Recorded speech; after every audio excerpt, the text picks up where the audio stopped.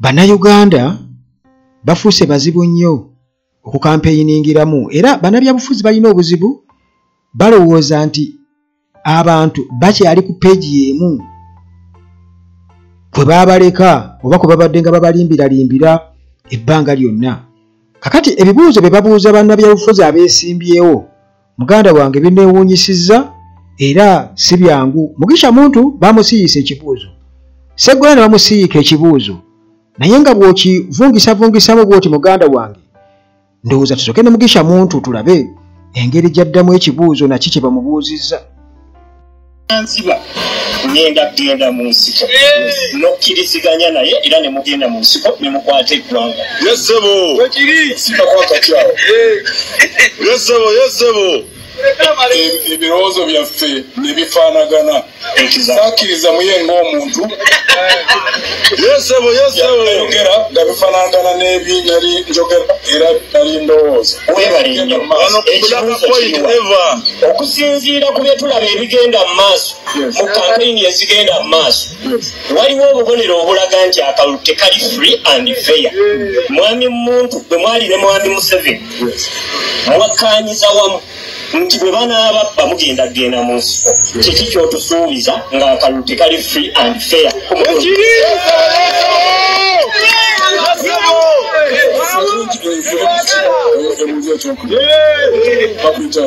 Amanya gange wasajja mbozi okoze kibyo mubuze erinnya bayinza n'omunoonya.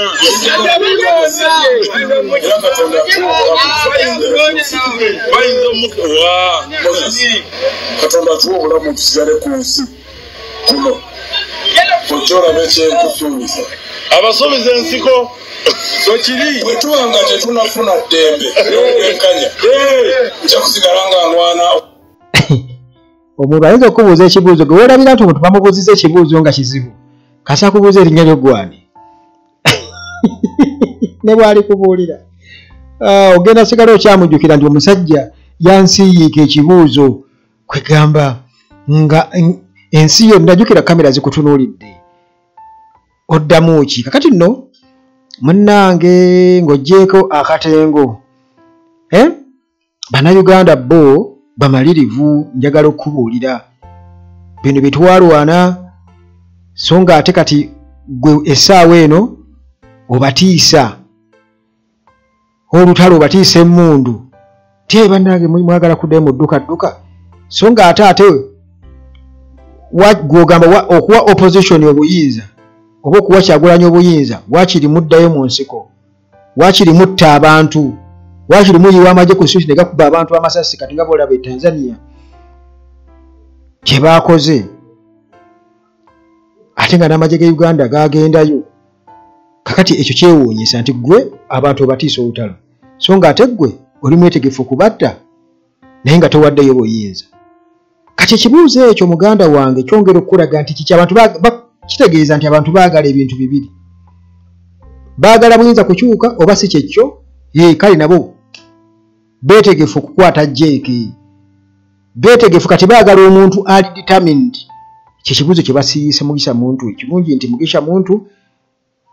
yagenda mu nsiko ne General Museveni nga bakyali bato. Mugisha Muntu nga muto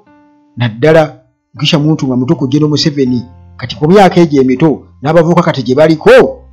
nga bamugamba nti okusinziira ku biriwo obubonero bulaga nti Museveni si mwetegefu kubaayo buyinza so nga ate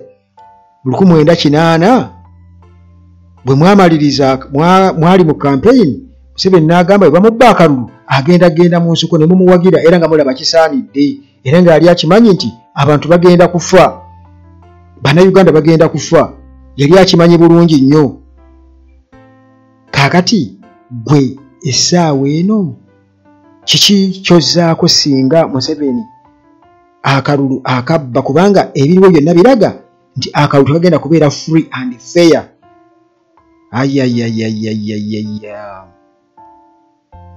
Asoose kumubuuza nti erinnya ly'ogwani, nti mwana wange lwaki ombuuza ekibuuzo ekifaanaganako bwe kityo. Waliwo omusajja wa poliisi ayimiridde owa SFC ayimiridde, omusirikale awuliriza era abavubuka abalaba. Kakati muganda wange bintu si byangu yadde n'akamu kibuuzo kiwulidde naawe osobola okukiddamu mu ngeri yo singa obadde mugikya muntu wandizeemu ki ku Bible bwene yakiddamu dda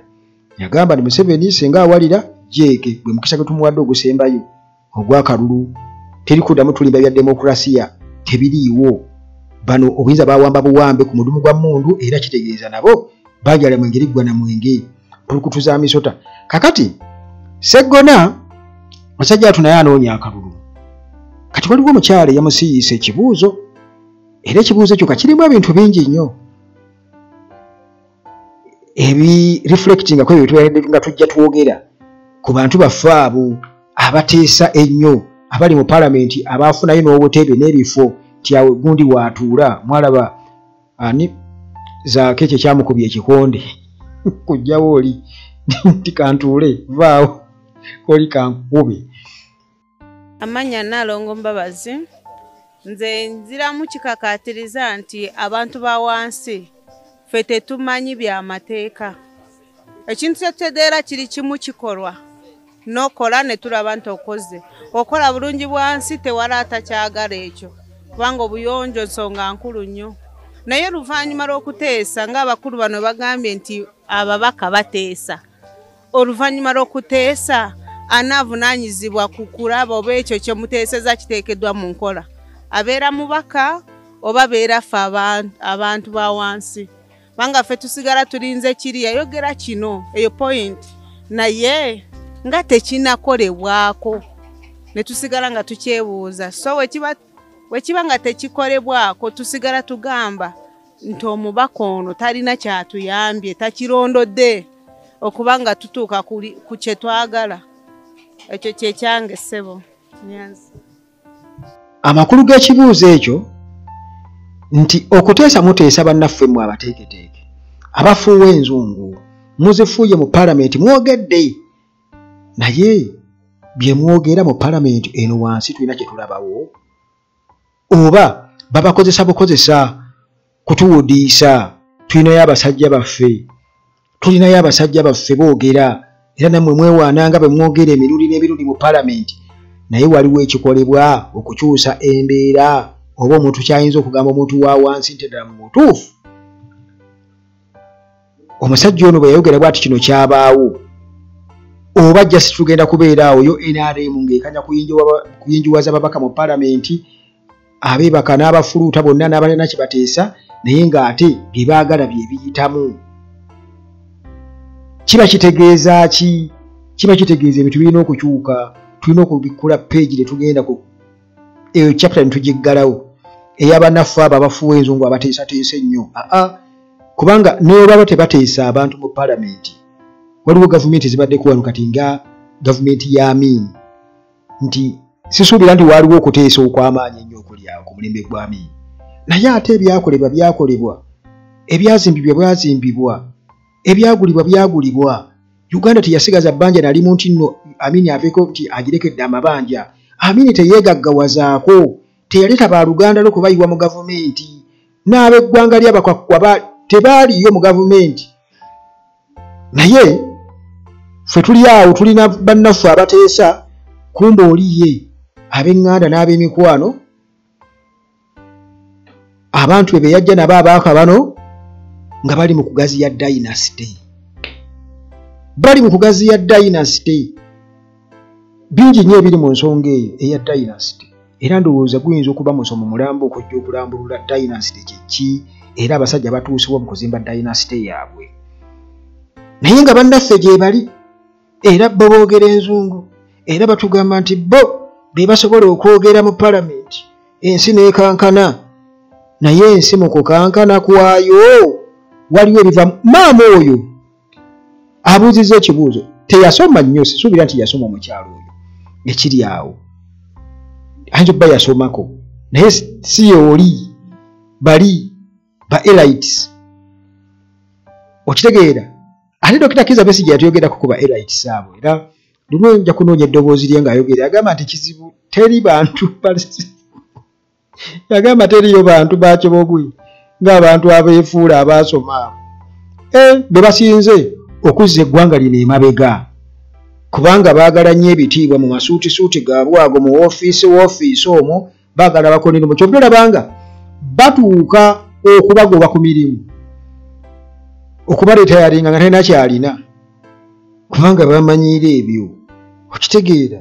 tebali practical yadde n'akamu ebibuuzo biibyo naawe muganda wange osobola obbiddamu osobola okubivunjisaamu mpola naye nga kanaakalulu oba abannayuganda tebakyali baweewe nga bwe balowooza kabasibulire wano twesigale mu bweza fezida kwane kuyiganda tanjinga bulijjo akuume